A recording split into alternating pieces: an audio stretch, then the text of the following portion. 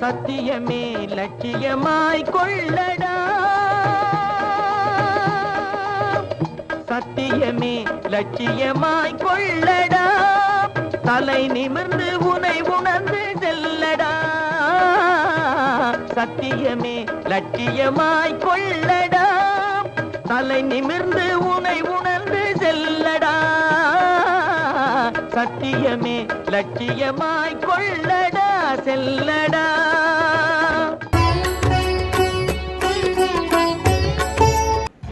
நீங்கள் பார்த்து கொண்டிருப்பது மாசிமகன் யூடியூப் சேனல். தொகுத்து வழங்குபவர் சேவைச்செம்மல் டாக்டர் சுபசிவ பெருமாள் யாதவ். இந்த சேனலை சப்ஸ்கிரைப் செய்து கொண்டு தொடர்ந்து பாருங்கள். தினமும் ஒரு தகவலுடன் உங்களை சந்திக்க இருக்கிறோம்.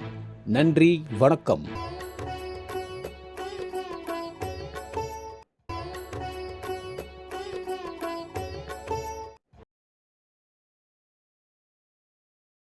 இன்றைய தினம் பாண்டியர்களுடைய வரலாற்றை நம்ம பார்க்கப்போம். ஆதி முதல் குடி யாதவர்கள் என்று நான் ஏற்கனவே சொல்லியிருக்கேன். ஒவ்வொரு பிரிவும் இங்கேருந்து தான் வருது. அந்த வகையில் இன்னைக்கு பாண்டியர்களுடைய வரலாறை நம்ம பார்க்க போகிறோம். தமிழகத்து முடியுடை வேந்தர்களுள் பாண்டியர்கள் சிறப்புக்குரியவர்கள். இப்பாண்டியர்களும் யாதவர்களே என இதிகாசங்கள் இலக்கிய வரலாறுகள் கூறுகின்றன.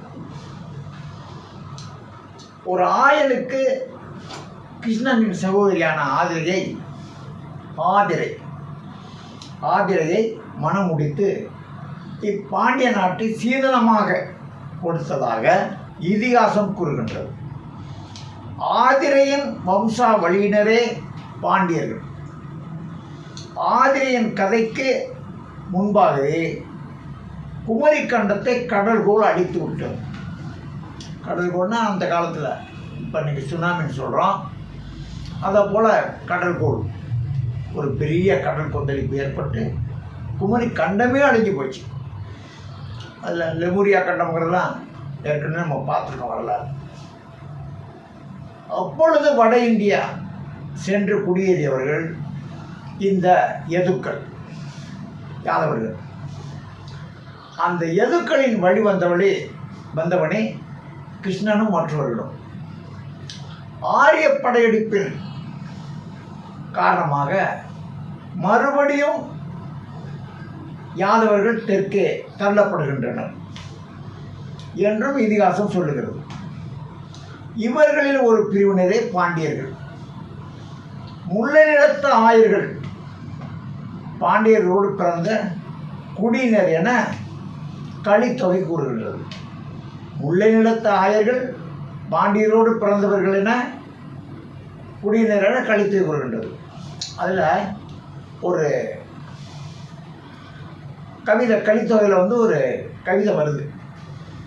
மலிதிரை யூர்ந்து தன் மண்கடல் ஒவ்வொலின் மெலிவின்றி மேற்சென்று மேவார் நாட்டிடம் படைப்புலியோடு விண்ணீக்கி புகழ் பிடித்த கிளர்கண்டை வழியினான் வணங்கிய வாடா சீர்தன்னவன் தொல்லிசை நட்ட குடியோடு தோன்றிய நல்லினத்தாயர் என்பதில் தமிழகத்தில் பெறுவதையா நல்லினத்தாயர் தான் வரலாற்றில் சொல்லுது.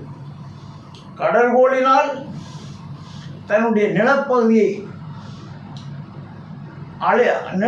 அழிவிற்கும் அஞ்சாது நம் பகைவர்களான சோழர்களையும் சேரர்களையும் முறியடித்து தனது மீன்கொடி பொறித்த புகழையும் வலிமையும் பகைவர்களை வணங்கச் செய்தவனும், மீன்கொடியை பொறித்த புகழையும் வலிமையும் பகைவர்களை வணங்கச் செய்தவனும் ஆகிய புகழுடைய பாண்டியனின் பழமையான புகழுடைய குடியின் வழியில் தோன்றிய நல்லினத்த ஆயர்.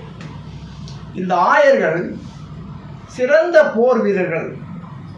அவர்களின் குடியும் பாண்டியன் குடியும் ஒரே குடியை அல்லது பரம்பரையைச் சேர்ந்தது. இப்பாண்டிய பேரரசின் படை வீரர்கள் எல்லாம் ஆயர்களே என்று முல்லைக்கலி முல்லைகள்னு ஒரு பெரிய காவியம் கூறுகிறது. பாண்டிய பேரரசின் வளர்ச்சிக்கும் பெருக்கத்திற்கும் இந்த ஆயர்களின் படையே காரணம். மேலும் ஒரு வரலாற்று ஆசிரியரின் கூற்றையும் கவனிக்க வேண்டும். மங்கையன் அல்லது ஆதி யதுதேவன், மங்கையன் அல்லது ஆதி யதுதேவன் என்ற யாதவனே பாண்டிய அரசினை உருவாக்கியவன் என வில்லியம் கோயிலோ என்பவர் கூறுகிறார். The Pandyas built their battery much later, far in inscription of AD 1141. One of first of its kind, traces their origin to Mangayan or Yadudevan, or the Yadava branch from whom sprang Pandyas. Professor William கோயிலுங்கிறவர் ஆங்கில வரலாற்று பேராசிரியர் இதை சொல்கிறார். மற்றொரு இலக்கிய சான்று, ஒரு தமிழ் புலவர் கீழ்கண்ட சிலேடை பாட்டால் பாண்டியர்கள் யாதவர்கள் என்பதனை விளக்குகிறார்.